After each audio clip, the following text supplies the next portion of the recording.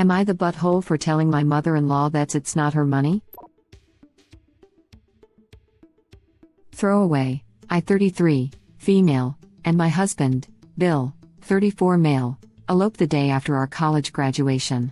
We had only been dating for about a year and a half then, and I had only spoken to his family over the phone. We were young and dumb, but this isn't a decision I regret. 2 weeks after, we went to his hometown to break the news to his family. I learned that Bill's family is very wealthy. I presumed he was upper middle class, but what I found was a family within the 10%. His family was welcoming at first, but things expectedly took a turn when they found out we had eloped. My mother-in-law has some choice words about me being a gold digger and why I should have signed a prenup before. She tried to get me to sign a postnup, and when I refused, she became belligerent and told me to leave their house. Bill supported me through all of this and left with me. I told Bill that we couldn't continue to be together if he had plans to accept any kind of financial support from his family. He agreed with me and said they most likely are going to cut him off anyways. That was roughly 11 years ago. We are now both established in our careers and have a 6-year-old daughter. When our daughter was around 3 years old, Bill's family started making an effort to include us as part of their family. I didn't want to deprive my child of an extended family presence since both my parents died when I was young. I tried to be welcoming of them, but I kept my guard up. My mother-in-law, however, has this belief that I'm still a gold digger and rely solely on my husband. She makes comments about everything from the clothes I wear to the food I eat. They had a potluck Christmas dinner and I decided to drop off fried red fish to my meal. She tried it and made a comment that it was good but unhealthy because it was deep fried. I corrected her that it was air fried and that I own an air fryer. She went on a rant about how air fryers are expensive and that Bill need to save up his money for our child because of my ridiculous rule to not accept financial help from them. I told her that I make my own money and I use my money to buy what I want, and since it's not her money she need to get off her high horse. She said it's her son's money so she get a say. I pointed out to her that I make more than her son, and even if it was his, it's still not her money so she doesn't get to dictate it. I haven't spoken to her since Christmas and my daughter keep asking about her. My husband want me to apologize to keep the peace, but I feel like I've had enough of this woman. Edit. Thank you for the comments and awards. I went to sleep after posting this and I've been trying to read everything all day. To answer a few questions, I do not know their exact net worth, but if I was to estimate, it will be more than $50 million, so maybe not 10%, but I'm not an economist lol. My husband's great-grandfather started their real estate company and it's been in their family since. Mother-in-law came from a wealthy family as well, and the wife of my brother-in-law had to sign a prenup. As far as the air fryer goes, I won't be surprised if she didn't know the price. Mine was like $60. They have a live-in chef. Regardless, she has tendency to complain about everything I do, and this is not the first time she has made comments like this. I spoke to Bill this morning and told him that I'd like to go no contact with his mom for the foreseeable future. Our daughter can have a relationship with her, but he has to coordinate it. I also plan on talking to my daughter about what's going on between her grandmother and I, not the full details but something along the lines of us needing a time out from one another as suggested by one of the comments. Thank you all so much. By not keeping the peace you are depriving your daughter of a toxic person, not a doting grandmother. Not the butthole, you're teaching your daughter some powerful lessons. Good on you, Op. Edit, huh. So this blew up. Thanks for the awards. I think original poster is completely right to not apologize. But are we sure the daughter even knows? She's only a kid and some adults do tend to be Oz out of earshot of kids. I would hate it if the daughter somehow got to hear a twisted or oversimplified story like mommy hates grandma and that's why we can't play anymore. I'd want to make sure daughter knows grandma isn't always nice and you don't have to put up with this kind of people. But isn't this along the lines of crap talking exes to the kids? Don't they say to not crap talk per se but explain things like mommy and grandma disagree / had a fight / she misunderstands? Kind of way?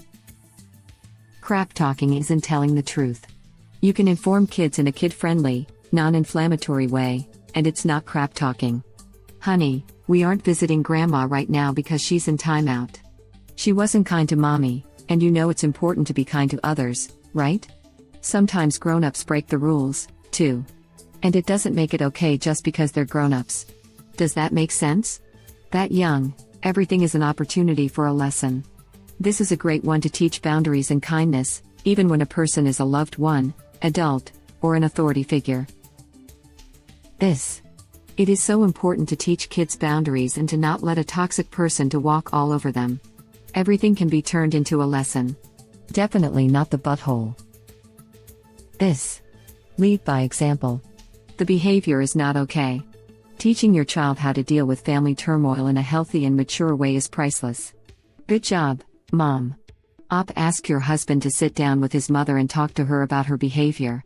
She should be making room for you and your daughter and her family. Her misguided impression of you is not your responsibility. That's a really good phrasing to explain the issue clearly without making grandma out to be a bad person or someone the child is not allowed to love. I wouldn't have thought of putting it that way. Exactly this.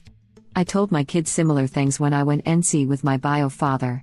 When they are old enough to understand, I will tell them the truth, but a few years ago, even now, it isn't an issue. I had to do this exact thing after my second son was born. My mother-in-law said some very mean and hurtful things to me that caused us to go no contact for about 3 months. She literally made me cry as in the hospital in pain after my baby was taken to the NICU. We had to explain to our 6-year-old that Grammy said some things that hurt mommy and daddy and we weren't going to be able to see her for a while. He understood. Kids aren't dumb. They understand more than we give them credit for. Yeah, but narcs use kids to get back at the parents, so to be honest I wouldn't be surprised if they tried to say something like this to the daughter the last time they saw her. As someone who wasn't told why I didn't see a grandparent as a child, at least in hindsight I would much rather have had a truthful answer. It's not easy to tell your kids this stuff, but not having answers at all can be awful. Yeah, but it's better for original poster to be the one to explain it so that others can't imply it's something other than what happened. PSA: air frying cuts calories by 75%, compared to oil frying, and also has a lot less fat. But air frying fish may not actually be better because it raises the level of cholesterol oxidation products, COPS. One way to lower the amount of COPS when you air fry fish is to add fresh parsley, chives, or a mixture of the two. Research shows these herbs act as antioxidants to reduce the COPS in air-fried foods. Air frying also appears to curb the omega-3 fatty acids in fish. These good fats help lower blood pressure and raise good HDL cholesterol levels, and they may help protect the heart. How to lower interactions with COPS is always a PSA. Apparently calling all cholesterol oxidation products bastards is uncivil. I chuckled. Have an upvote. Drop the parsley and get on the ground. Now. Quick, sprinkle some thyme on him and let's get out of here. Not the butthole. If your husband feels like forcing someone to apologize, he needs to be calling his mother and forcing her to apologize to you. Your husband doesn't seem to understand that an insult to you is an insult to the dignity of his personal nuclear family. This is a very common problem where couples don't realize that they and their children together form a separate entity which has a status of its own in society and must be protected like personal reputation. Edit. Thanks for the awards. Many parents don't understand that you do need to transfer from a child to an adult relationship, which ideally would take place between ages 12 to 16. People have problems relinquishing control. Narcissism plays a part. Can you just take a step back and become the support staff instead of the main coordinator? Parenting is basically leadership. It's just easier to justify your bad habits as a parent. But you will always be my child as an argument for bad behavior, crossing boundaries, disrespect. Well, probably more like 16 to 18, but otherwise I agree. It's a judgment. And depends on how you define it, so maybe we aren't talking of the same set of check marks. But in my mind 16 is already way too late to start teaching someone what an adult is. At that point you should already be able to carry yourself among adults, have personal boundaries, and resolve conflicts respectably and so on. And in the specific context of parent-to-child relationship, it's not healthy to treat a 16-year-old like a child. That's the time to have completed the transition of I have taught you how to behave and take responsibility for your actions. So being there for support rather than fixing their mistakes and being a custodian of a child. It's obviously a tricky time because of legally being the guardian until 18, so how do you rectify that with personal responsibility? I think the answer definitely isn't trying to be the ultimate authority they should be afraid of. On the other end, age 12, you should stop seeing crying when not called for, like for not getting candy or something not pain or emotion related. Or having the capability to just do your assigned chores. So some modicum of personal responsibility. But anyway, instilling a set of behaviors is very complex and wide subject. It can seem easy if you had great parents. I get the feeling that you are going to be a good parent. I wish that my parents put me in a more comfortable situation when it came to being an adult at the age of 16. I've always been mature for my age, therefore they assumed I was already at that stage, when I clearly wasn't. I didn't have my light bulb moment of I'm an independent entity with the wherewithal to make my own decisions as an adult until I moved states and dabbled in psychedelics. Now I'm back home and have my own family, and it's apparent that my parents don't view me or my wife as independent entities. They claim they do, but their actions show otherwise. Sounds like you have good instincts, but when you have kids, that deep introspective thought isn't always at the forefront. Sounds like you have good instincts, but when you have kids, that deep introspective thought isn't always at the forefront. These are not my instincts.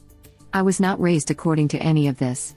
This is stuff I've later thought of, thinking what were all of the mistakes my parents did and how helpless I was at 18. And yeah, you should have most of this type of stuff developed before you have a child. It's not a marginal thought on how to teach someone to be their own person. And personality is mostly formed from parents before age 9. So ideally you are already demonstrating and teaching a healthy mindset from the start. Because it's not going to happen once you reach teenage years. It doesn't need to be perfectly thought out, but as long as you have your major lines you know to follow. Like, how do you handle a crisis, like shoplifting? Are you able to have constructive conversations? Is your child comfortable telling you things, meaning he can trust you to handle his problems with respect? Like, an obvious example is making fun of your child then developing shame issues, like bedwetting. And I say obvious, but it's not.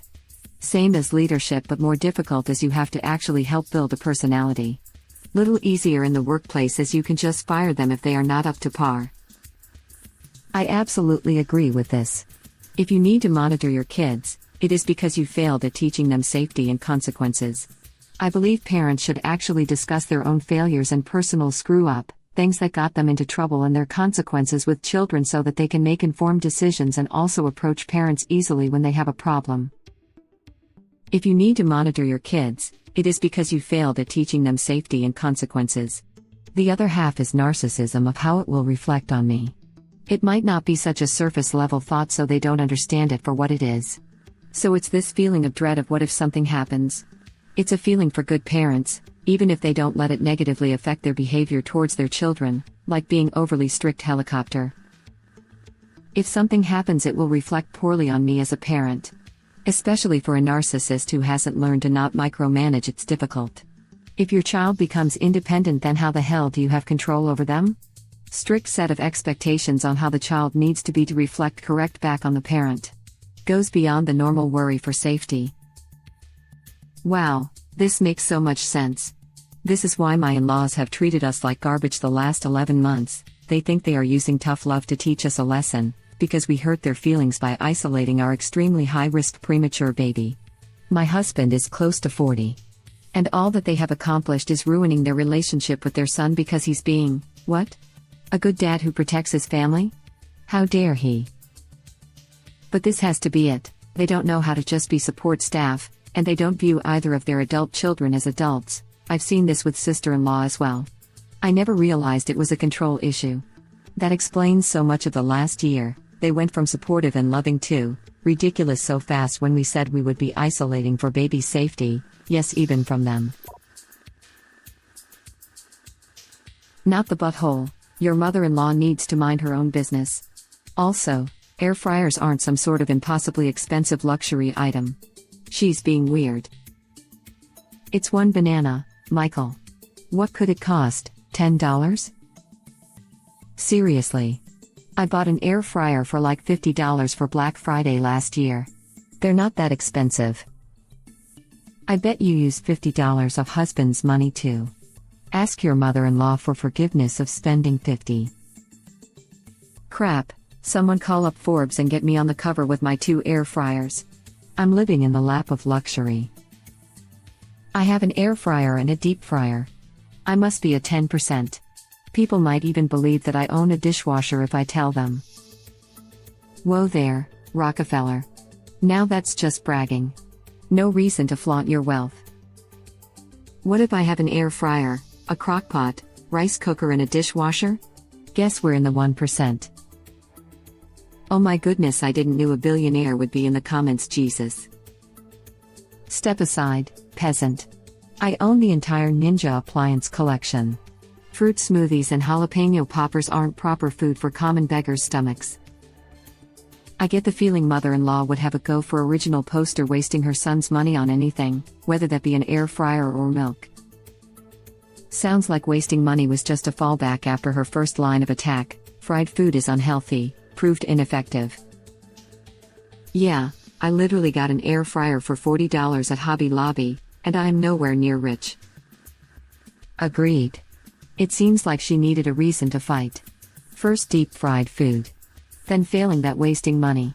I personally see no reason to apologize. I would recommend, and this is situation-based of course, that you ask your in-laws to dinner or something at your house or a restaurant would be better. Send your kiddo to a friend, and see if you can't talk through the issues at hand. Sometimes you can't, but giving the effort shows you are on the clean street, so to say. Thank you for watching. Please subscribe to be the first to know about Red Rabbit Reader's new videos. If you like our videos, please like them on YouTube and share them with your friends. We welcome your comments below. Press to start another of our videos.